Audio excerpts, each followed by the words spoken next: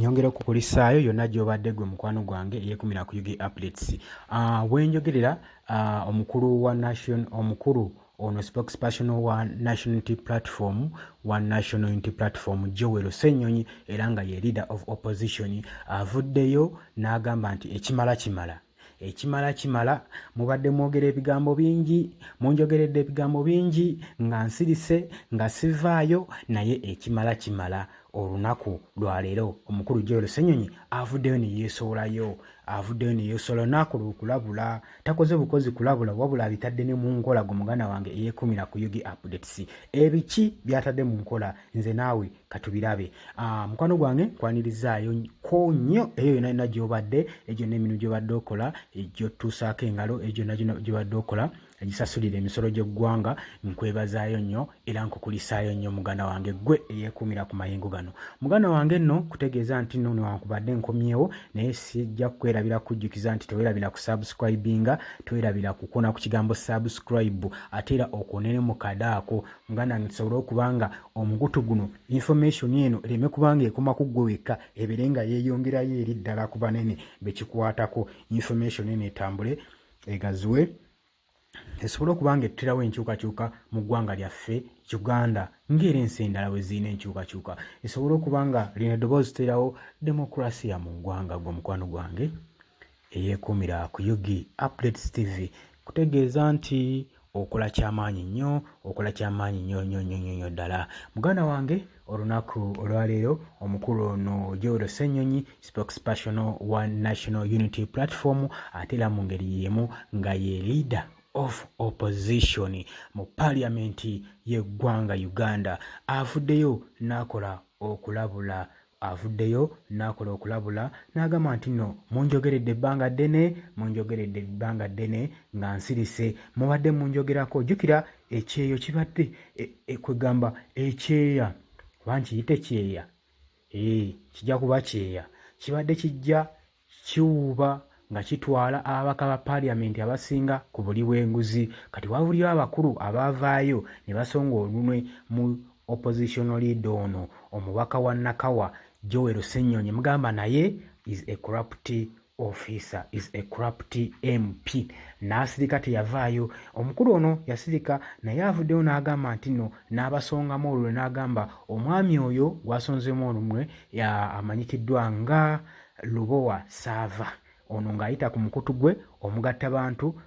ku YouTube n'avaayo n'amwogerera amafuutiike n'amwogerera ebigambo bingi nga waali corrupt nga waali enguzi. Ssenyonyi agambye yabyogeranga n'ensirika bizze bitambulira ku mayengo g'omukutu bitambula ne bigenda wide ne biranda naye nga nsirise sivangayo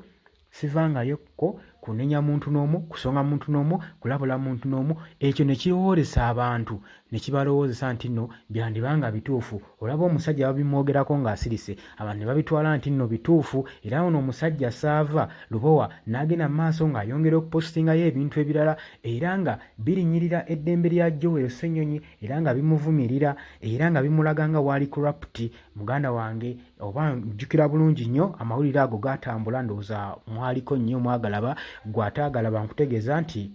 kimu kyokka ky'otalina tonaba kusubscribinga ku eno channel ensonga waki ebimu obimiisinga. Genda mu maaso subscribing oleme kumiisinga bino. Nagambye ffe eno ku eno channel tukola follow up, twagala okumanya ekintu kiggweera wa,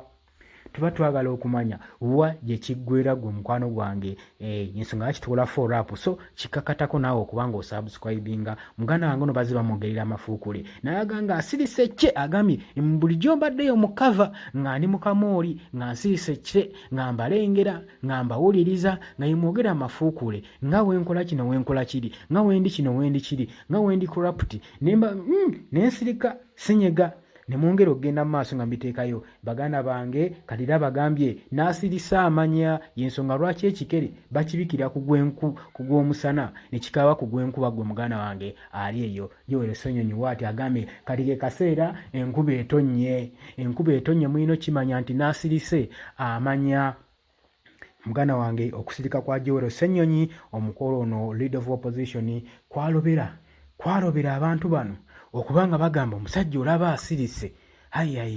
kirabika tumulinnyeeko kyakatumulinnyeko byetwogera byandibanga tuli ku mulamwa kitebika naye alaba nti tunaatera otutuuka ku kinyusi ensonga waki asirisa alowooza tunalekeraawo ye n'omukulu yasirika tiyalina kigambo kimu kye yabanyega naye muganda wange gye biggweredde leero avuddeyo aggyeyo ekyenyi n'agamba kale ku luno katulabe agambye nti nno bano ali wa basuwinga mu kkooti era ayogedde ne looya we n'asonga mu muvubuka ono amanyikiddwa omwami ono amanyikiddwa nga Lubowa Sava n'agamba yabadde ajja ampandiikako amajeeteke ng'ateeka ku social media ng'alaga abantu nga wendi corrupt nga talina na bujulizi waba ayina obujulizi obumala yandibadde nabwo ng'abuteeka ku social media ng'alaga abantu nga wendi corrupt naye talina kyalaga naye ayongera mu maaso n'okwonoona erinnya lyange odisiiga enfuufu odivoola naye olwaleero agambye Joel Ssenyonyi akozewo ati nti wanaaba tawandiise apology mu bwangu ddala bamuwadde olunaku olwaleero wanaaba tawandiise apology mu bunnambiro ebisigadde agenda kuba ng'abisimbagana maaso ga kkooti abitebye aleete baalooya be nange ndeete abange tongere obitaba andage wawendi corrupt andage yewe mba nga ndi corrupt how corrupt am I? Joel Ssenyonyi wati wagambye ono the leader of opposition spokesperson wa National Unity Platform afuddeyo n'aluma gwe muganda wange ali eyo ampuliriza era bwenjogerera omukulu ono Saava Lubowa kaakati kamwesibye agaba nange nze nange baŋŋamba bugambi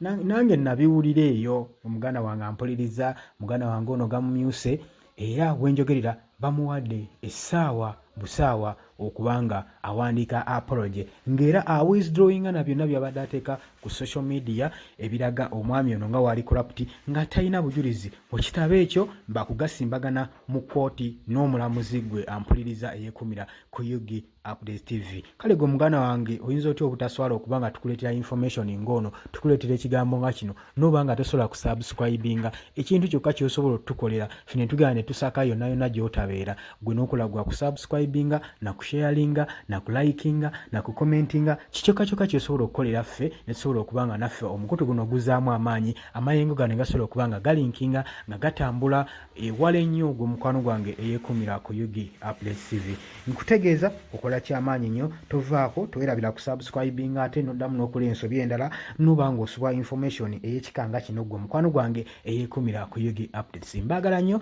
temuva ku Yugi Updates TV tugenda kuba tukomawo n'ebinnunugo bingi nnyo bitugenda okuba nga tubaleetera jjukira ffe twagambye tukola follow-up tukolera ddala follow-up ku mawulire gaffe ge tuba tuleese information yonna ey'eggwanga egenda okuteekawo enkyukakyuka tugikolako follow-up tumanya kiggwerawa abaana batuuseewa bakongoledi batuuseewa ng'omukwano gwange ali eyo ampuliriza eyeekumira ku Yugi Updates. Ntegeeza okola kyakabi nnyo baganda bange abali e Bulaaya South Africa obaani Saudi Arabia mukola kyamaanyi okubeera ku mayengo gano so temuva ku Yugi Updates TV.